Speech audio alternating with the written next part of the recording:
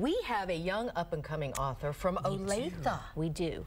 We're hosting a party for Regina Sirois on Wednesday at the store. It's just a celebration. She won a national writing contest last year, and now a major publisher, Penguin Books, is publishing her book on Little Wings. It's so exciting.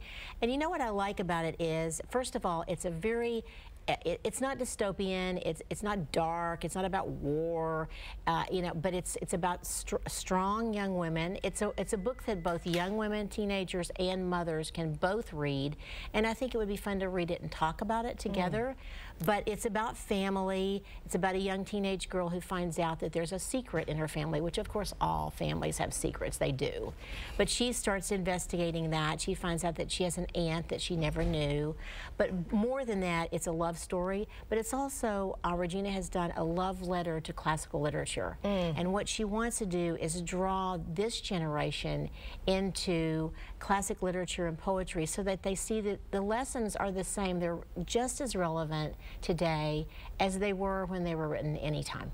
Vivian, thank you so much, as always. And you can find a link to Rainy Day Books, the oldest independent bookseller in the Metro, on our website if you want to get in on the great events coming up. KCTV5.com. Click the Better KC tab.